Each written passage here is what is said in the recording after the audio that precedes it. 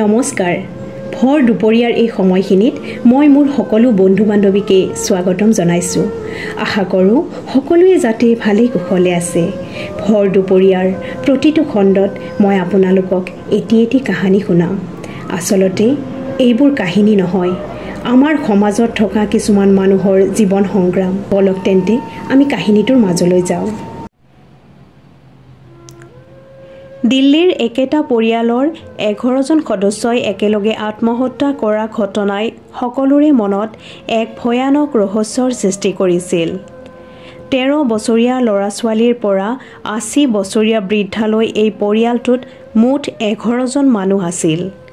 ঘৰখনত আছিল 80 বছৰীয়া নাৰায়ণী দেৱী দুই পুত্ৰ দুই বোৱাৰী এজনী ছোৱালী লগতে নাতি নাতিনীৰ সৈতে মুঠ 11জন মানুহ নাৰায়ণী দেৱীৰ স্বামী ব্যৱসায়ৰ বাবে দিল্লীলৈ আহিছিল আৰু তাতে ঘৰ মাটি কৰি পৰিয়ালৰ সৈতে স্থায়ী বাসিন্দা হৈ পৰিছিল কিন্তু 2007 চনত নাৰায়ণী দেৱীৰ স্বামীৰ মৃত্যু হয় তেতিয়াৰে পৰা নাৰায়ণী দেৱী নিজ পুত্ৰ বোৱাৰীৰ সৈতে একেলগে দিন পাৰ কৰি আহিছিল কিন্তু 2018 চনত সেইখন ঘৰত এনেকুৱা কি ঘটিছিল যে পৰিয়ালৰ আটাইকেইজন মানুহে একেলগে আত্মহত্যা কৰিবলগীয়া হৈছিল নাৰায়ণী দেৱীৰ ঘৰৰ তলতে দোকান আছিল সেইদিনা বহুত দেৰিলৈ দোকান নুখোলাৰ বাবে ওচৰৰে চিনাকি মানুহ এজনে কিয় দোকান খোলা নাই বুলি ওপৰৰ মহলালৈ গ'ল ঘৰৰ মেইন দুৱাৰখন খোলাই আছিল মানুহজনে মাত লগাই ভিতৰলৈ সোমাই গৈ যি দৃশ্য দেখিলে মানুহজনে চিঞৰি বাহিৰলৈ দৌৰ মাৰিলে আৰু চিঞৰি ক'বলৈ ধৰিলে ঘৰৰ আটাইবোৰ মানুহ ফাঁচি লগাই ওলমি আছে এই কথা শুনি ওচৰ চুবুৰীয়া হতবাক হৈ পৰিল আৰু তৎক্ষণাত পুলিচলৈ খবৰ দিলে পুলিচ আহি ঘৰৰ ভিতৰত সোমালে দেখিলে পুৰা 10 জন মানুহ একে শাৰীতে ওলমি আছে গোটেই কেইজনৰ চকুত কাপোৰ বন্ধাই আছে কাণত তুলাৰে খোপা দিয়াই আছে মুখত টেপ লগাই থোৱা আছে আৰু হাত ভৰি বন্ধা আনহাতে নাৰায়ণী দেৱীৰ বডিটো আন এটা বেডৰুমত বিছনাৰ কাষত পৰি আছে পুলিচে প্ৰথমে ভাবিলে কোনোবা বাহিৰা মানুহে হয়তো চুৰ কৰাৰ উদ্দেশ্যে আহি এই কাণ্ড সংঘটিত কৰিছে কিন্তু দেখিলে যে অলংকাৰ পইচা পাতি জেগাৰ বস্তু জেগাতে আছিল একেলগে 11জন মানুহৰ এনেধৰণৰ মৃত্যুত পুলিচো হতবাক হৈ পৰিছিল পুলিচে লক্ষ্য কৰিলে যে ওলমি থকা ডেড বডি কেইটাৰ 9টা বডিত হাত ভৰি বন্ধাই আছিল কিন্তু এটা বডিত হাত ভৰি খোলাই আছিল চুবুৰীয়া এজনক মাতি পুলিচে সুধিলে যে এইজন কোন মানুহজনে ক'লে এইজন নাৰায়ণী দেৱীৰ সৰু পুত্ৰ ললিত লগতে এই এটাও লক্ষ্য কৰিবলগীয়া আছিল বাকি 9জনে যিবোৰ ষ্টুলত উঠি এই কামটো কৰিলে সেই ষ্টুলবোৰ বডিকেটাৰ সন্মুখৰ ফালে পৰি আছিল কিন্তু ললিতৰ ষ্টুলখন পিছফালে পৰি আছিল পুলিচে বুজি উঠিলে যে ললিতে বাকি কেইজনক হত্যা কৰিছে শেষত নিজে আত্মহত্যা কৰিছে কিন্তু ইমান কেইজনক অকলে এনেকৈ হত্যা কৰা সম্ভৱ জানো পুলিচ বহুত বিমূৰত পৰিল ওপৰৰ পৰা বহুত ডাঙৰ অফিচাৰ আহি এই কেছটোত লাগি পৰিল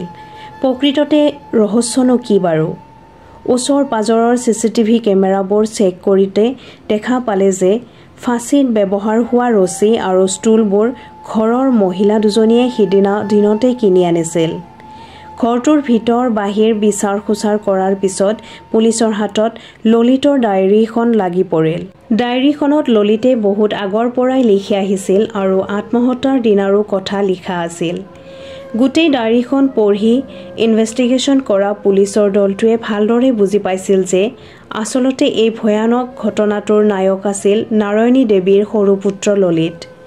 2007 চনত যেতিয়া ললিতৰ পিতৃৰ মৃত্যু হৈছিল তেতিয়া ললিতে মনত বহুত বেছি আঘাত পাইছিল কাৰণ সৰু পুত্ৰ ললিতৰ পিতৃৰ লগত বহুত বেছি ঘনিষ্ঠতা আছিল পিতৃক নুখুধাকৈ ললিতে কোনো কামতে আগবঢ়া নাছিল সেয়েহে পিতৃৰ মৃত্যুক ললিতে সহজভাৱে মানি ল'ব পৰা নাছিল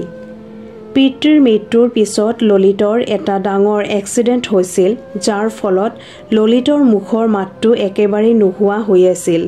প্ৰায় 3-4 বছৰলৈ এই সময়খিনিত ঘৰখনৰ আৰ্থিক পৰিস্থিতিও বহুত বেয়াৰ ফালে গৈছিল। এনেতে এদিন হঠাৎ ললিতৰ মাতটো ঘূৰি আহিল। ঘৰৰ আটাইবোৰ মানুহৰ মনত বহুত আনন্দ লাগিল। ললিতে ঘৰৰ মানুহবোৰক ক'লে যে তাৰ মাতটো আচলতে পিতৃৰ বাবেহে ঘূৰি আহিছে, কাৰণ পিতৃয়ে বিচাৰিছে সি কথা কোৱাটো।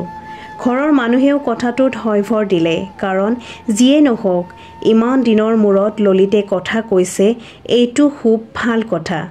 ললিতে অলপ সুস্থ হৈ কামত হাত দিলে আৰু ঘৰখনৰ পৰিস্থিতি লাহে লাহে ভালৰ ফালে আহিব ধৰিলে। ললিতে ঘৰৰ মানুহৰ আগত ক'বলৈ ধৰিলে যে পিতৃয়ে সহায় কৰাৰ বাবেহে সিহঁতৰ অৱস্থা ভালৰ ফালে আহিবলৈ লৈছে, আৰু পিতৃ যে সিহঁতক সহায় কৰি আছে এই কথা আন কাৰো আগত উল্লেখ কৰিবলৈ মানা কৰিছে, নহ'লে হেনো পিতৃয়ে খং কৰিব। ললিতৰ কথামতে কোনেও এইবোৰ কথা বাহিৰা মানুহৰ আগত প্ৰকাশ কৰা নাছিল। ঘৰখনত ৩৩ বছৰীয়া ছোৱালী এজনীও আছিল, যাৰ বিয়াৰ সংক্ৰান্তত অলপ খেলিমেলি লাগিছিল। তেতিয়া ললিতে ঘৰৰ মানুহক ক'লে যে পিতৃয়ে কলগছৰ পুলি পূজা কৰিব দিছে, তেতিয়াহে তাইৰ বিয়াখন হ'ব, নহ'লে এই খেলিমেলি হৈয়ে থাকিব। কথামতেই কাম, কলগছৰ পুলিক ঘৰৰ মানুহে মিলি পূজা কৰিলে। কিন্তু সঁচাকৈ তাৰ পাছত ছোৱালীজনীৰ বিয়াখন ঠিক হ'ল। তেতিয়াৰে পৰা ঘৰৰ মানুহে ললিতৰ কথাবোৰত চকু মুদি বিশ্বাস কৰিবলৈ ল'লে। ওচৰ চুবুৰীয়াই কোৱা মতেও ঘৰখনত প্ৰায়ে পূজা পাতল কৰি থাকে। এদিন ললিতে ঘৰৰ মানুহখিনিক একলগ কৰি ক'লে যে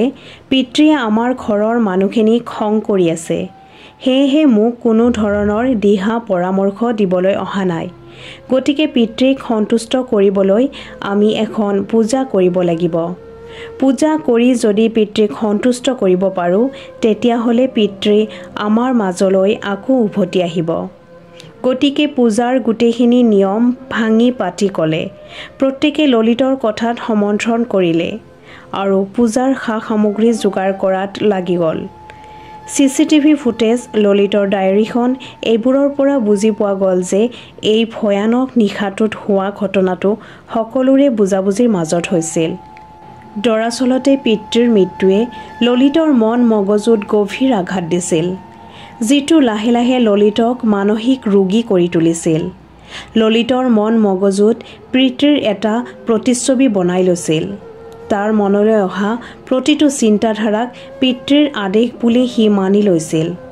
লগতে ঘৰৰ মানুহকো এই ভ্ৰমত সাঙুৰাই লৈছিল, যাৰ ফলত এটি সুন্দৰ পৰিয়াল নিমিষতে শেষ হৈ গ'ল। ভৰ দুপৰীয়াত আজিৰ এই কাহিনীটো ইমানতে শেষ কৰিলোঁ। আশা কৰোঁ আপোনালোকে শুনি ভাল পাইছে, আৰু যদি ভাল পাইছে মোৰ চেনেলটো ছাবস্ক্ৰাইব কৰি দিব, লগতে লাইক আৰু কমেণ্টো কৰিব, যাতে আমাৰ সমাজত ঘটি থকা এনেবোৰ সঁচা ঘটনাক কাহিনী ৰূপত মই আপোনালোকক শুনাব পাৰোঁ। ধন্যবাদ।